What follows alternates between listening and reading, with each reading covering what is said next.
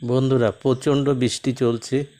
বৃষ্টির মধ্যে বাজারঘাট করতে পারা যায়নি, যার জন্য ঘরে যা ছিল তাই দিয়েই মোটামুটি আজকের খাওয়া দাওয়াটা সারতে হবে। যাই হোক,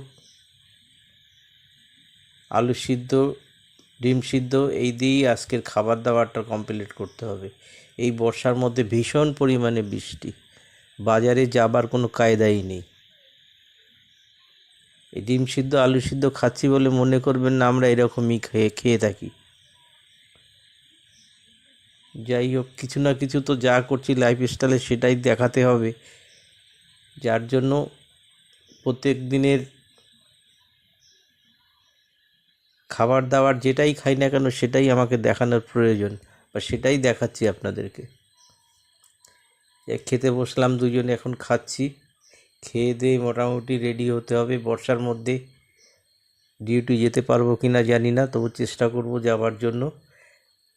একটা রেনকোট ছিল, সেটাকে খুঁজে পাওয়া যাচ্ছে না। যাই হোক, গিন্নি আর একটা রেনকোট কিনে দিয়েছে, এটা পরেই আজকে যাব। আর গিন্নি ছাতা মাথায় দিয়েই যাবে।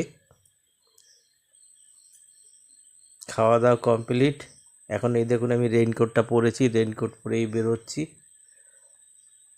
যাক, বৃষ্টির মধ্যেই আমাদের টুকটুক করে বেরোতে হবে।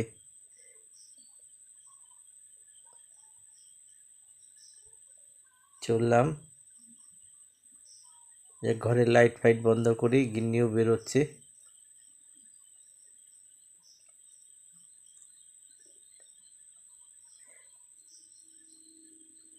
রাত্রে এসে আবার মাছ ভাজা, কলা পাতায় কলা পাতুরি করা হচ্ছে। এটাই দিয়ে রাত্রের খাবার হবে। এই সকালবেলা বলছিলাম না আমরা আলু সিদ্ধ ভাত খেয়ে বেরোচ্ছি, তাই দেখুন এখন ইলিশ মাছ পাতুরি খাবো বলেই রেডি হচ্ছে। ইলিশ মাছ পাতুরি হয়ে গেলেই মোটামুটি খাওয়া দাওয়া রাত্রে সেরে নিয়ে এবার আমরা ঘুমোতে যাব। যাই হোক, ধোয়া ফেলাটা কমপ্লিট।